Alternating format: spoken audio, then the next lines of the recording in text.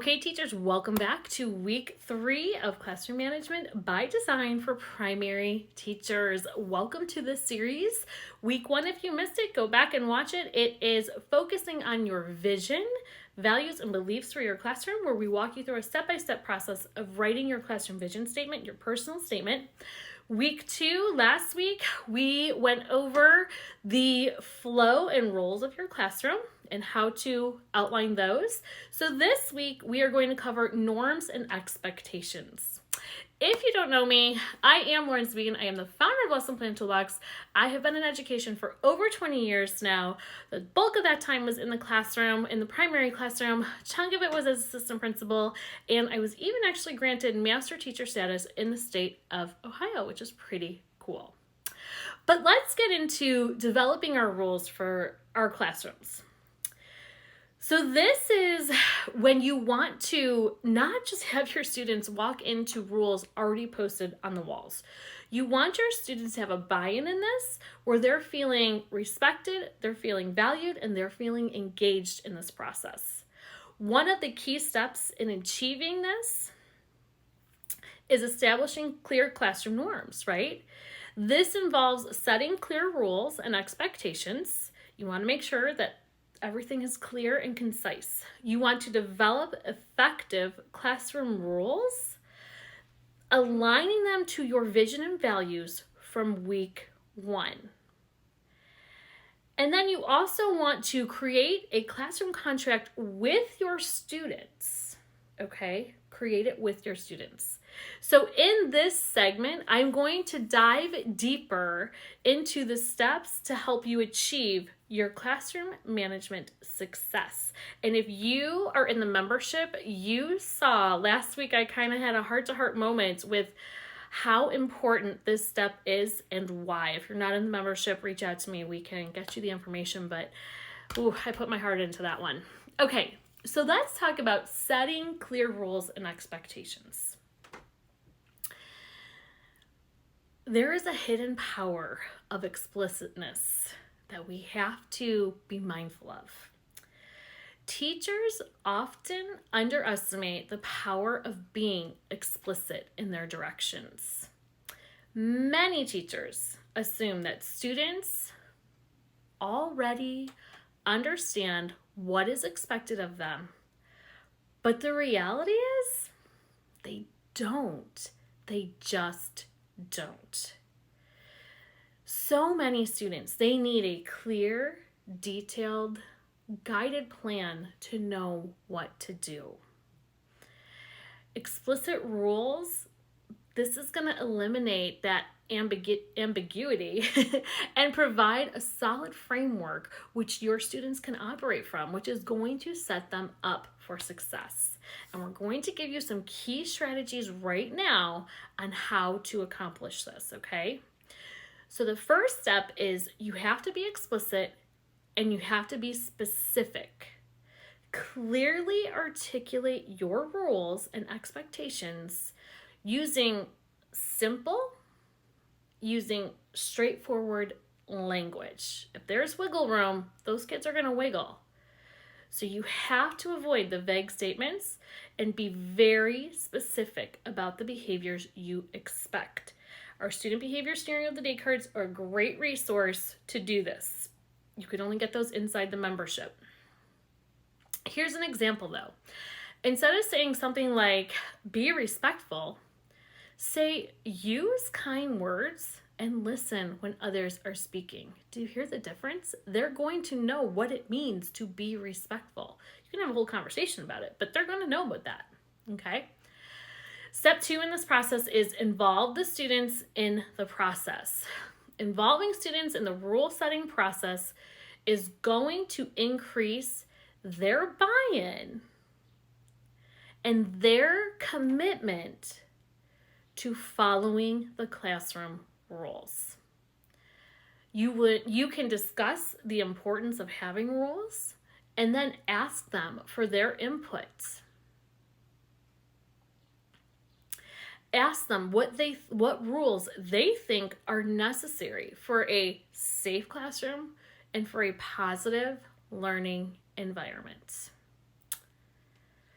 So an activity you can do with this is when you are back in school, have a class discussion about the importance of rules and then brainstorm a list of potential rules. Do this together. Do this with your students. They're not walking in and having the rules already established. You're doing this together. This should be a collaborative approach because this is going to help the students feel valued and respected. Something this simple is going to create that community that you want, okay? The next thing you want to keep in mind, step 3, is you want to make sure you're using positive language.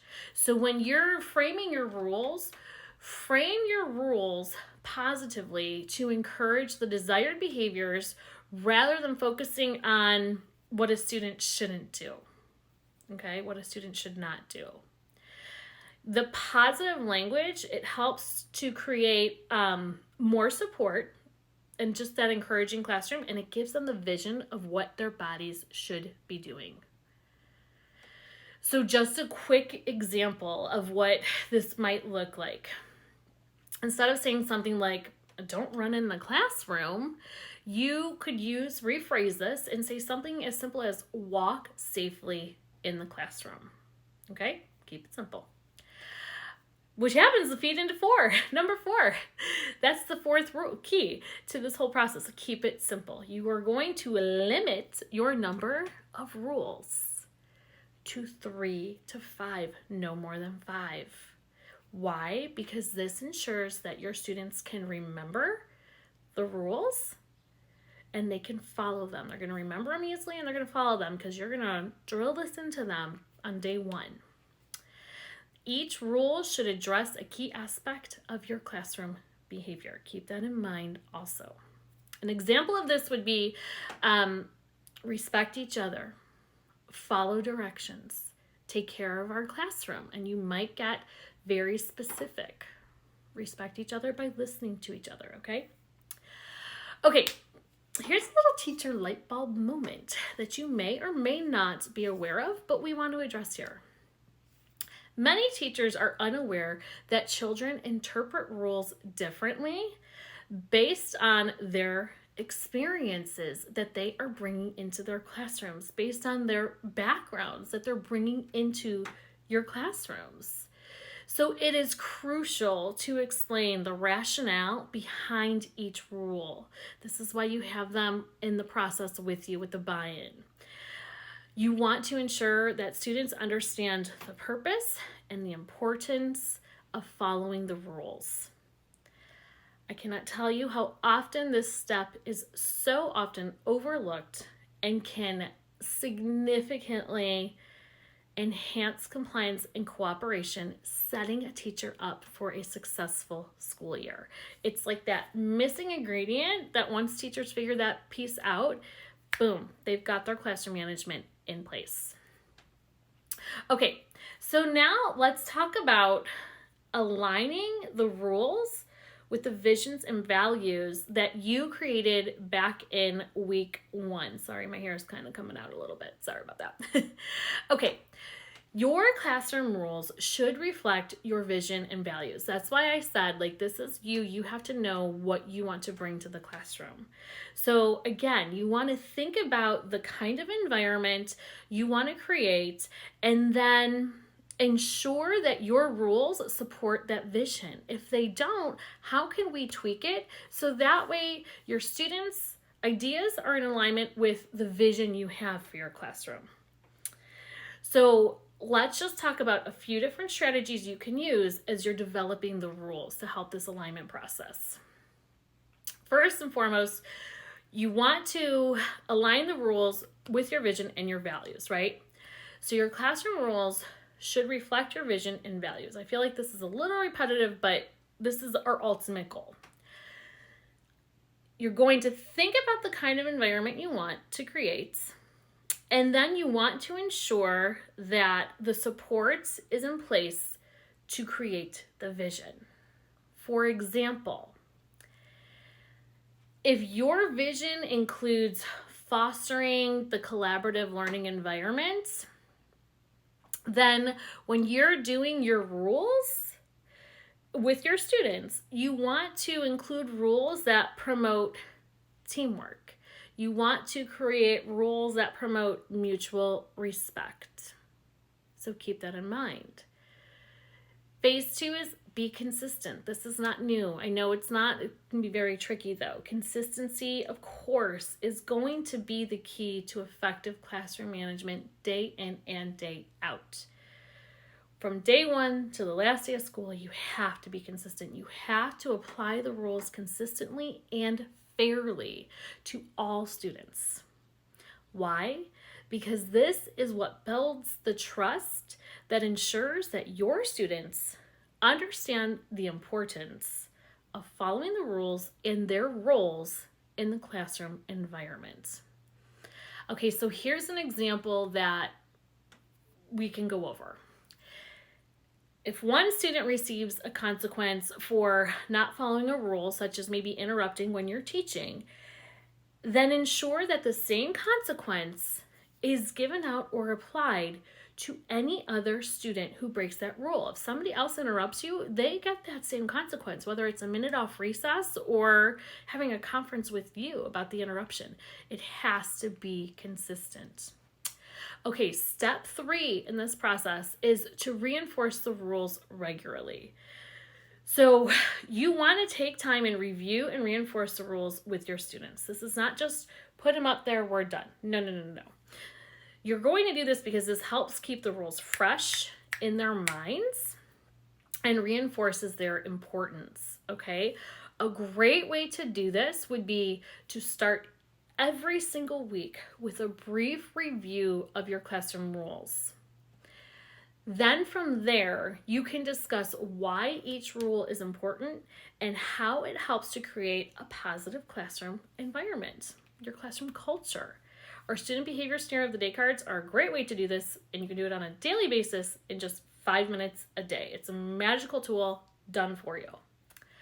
Okay, step 4 in this whole process of creating the rules is you are going to model expected behaviors. Again, the student behavior scenario cards are a great way to do this, but as the teacher, you set the tone for your classroom. Whether you want to believe that or not, you do. You are going to model the behaviors you expect from your students. Your actions are going to speak louder than your words, especially as a teacher. You think so as a parent, but especially as a teacher too. Students are more likely going to follow the rules if they see that you are obeying those rules. So if you're not talking in a hallway to other teachers, they're probably not going to talk to their friends in a hallway. If you're walking in a hallway, then they're probably going to walk in a hallway. Another example would be if one of your rules is to listen when others are speaking, then you have to demonstrate your active listening skills by giving students your full attention. No phone, no notes, no computer when they are speaking. You are looking at them, you are focused in on them. I love doing these light bulb moments with this topic because this is such a big topic. So here's another light bulb moment that you may not realize. Many teachers do not understand or realize the importance of modeling the expected behavior. This often gets skipped in so many classrooms where I'm coaching teachers. Your students are constantly observing you and each other for that matter. They're watching your actions, and your actions are going to significantly impact their behavior. How your tone is towards them is going to impact how they treat others. By consistently demonstrating the behaviors that you expect in your classrooms, then you yourself are going to be reinforcing the classroom that creates that culture of respect and responsibility. It's that simple. Okay, once you have rules in place, I was never a teacher to just post rules. I'm sorry, my hair's driving me crazy.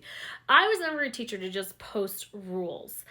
We always created a classroom contract to get the student buy-in. And if you don't know what a classroom contract is, it's a powerful tool for, again, reinforcing rules and expectations.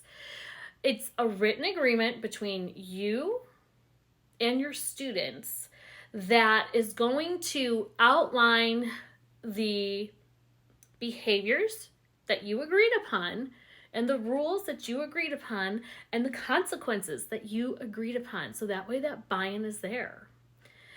This contract is going to help everyone be held accountable and promotes just that sense of ownership and responsibility and accountability among students. Accountability probably being the most important of those three. If you've never created a classroom contract, we're going to go over just some quick steps on how to create the classroom contract. I'm telling you, if you've never used this, it's a game changer. Okay, so step one is discuss and agree on the rules. This is where you're having that class discussion on rules, and then you want to, when you're having the discussion though, ensure that everyone understands and agrees to the rules that you're putting in place. Okay, this collaborative approach is going to increase the buy-in and the commitment from your students because they're going to be signing this. That's their commitment.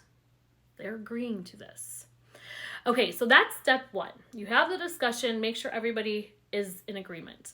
Step two is where you write the contract. Write the rules in that clear, concise, simple language for them, no ambiguity. You are also going to make sure that you include the consequences for not following the rules, okay? Make sure the contract is easy to read. We have little learners, so we want to make sure it is easy to read and to understand because the goal is for them to make these intrinsic where they're just going to have them memorized. So that's step two. Step three is you are going to have the students sign the contract. This is their commitment piece. Okay, so once the contract is written out, have each student sign it. Let them pick what color marker they want to use. They love that. They absolutely love it. And it's a great way to foster that community. This symbolizes, of course, their commitment to following the rules. And then, consider if you want to, it's a great beginning of the year activity, but consider having your students decorate the contract just to make it fun and a little bit engaging. And it's a great beginning of the year activity. If you have it on a poster, everybody gets to draw a little symbol. They love it. They love it. That's simple. Okay, step four. This one is a no-brainer. Display the contract. Display the signed contract somewhere in your classroom prominently where they're going to see it. And of course, why do we do this? Because this is serving as that agreed upon agreement contract of the rules, expectations, and consequences of your classroom that came from not you, but them. Okay, step five is, of course, review and reflect. So every so often, we suggest once a week. I think daily is even better, but periodically review the contract with your students. Reflect on how well the class is adhering to the rules, see if anything needs to be tweaked, and discuss any necessary adjustments, right? Have the discussion with them. You know what? I'm noticing this. And then you're going to have that conversation with them and see if they notice it too, and odds are they will. And then you tweak it as you need to. Okay, so here is a light bulb moment for this. Many teachers underestimate the power of the classroom contract in promoting accountability and responsibility. I'm telling you, this thing is powerful, especially once they sign it. A well-crafted contract can literally transform your classroom dynamic, your classroom culture. It can transform it.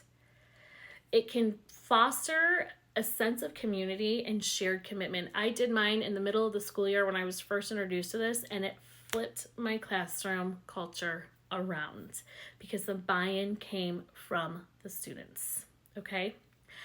I'm going to just talk quickly about the benefits of the classroom contract. If I haven't already said it before, I just want to make sure you are truly believing and understanding how critical this can be in your classroom management success, okay? So the classroom contract obviously promotes accountability where students are more likely to follow the rules if they've committed to them in writing as opposed to just hearing them verbally. It encourages responsibility, right? So the classroom contract, it fosters that sense of ownership and responsibility among the students. They came up with the ideas. They are responsible for carrying out their ideas. The classroom contract, it reinforces expectations. Displaying it in a prominent place in the classroom is going to serve as that constant reminder that your students need, so that way they know and can have memorized the rules and expectations of your classroom. Another positive point for the classroom contract is that it simply builds that classroom culture. I told you I did mine, and it just flipped the culture of my classroom in the middle of the school year. The contract, it builds the collaborative aspect that is so often missing in classrooms with teachers struggling with classroom management. It brings the respect component and just truly helps turn that learning environment into something positive where you want to be there, they want to be there, and it feels like a family experience. Okay.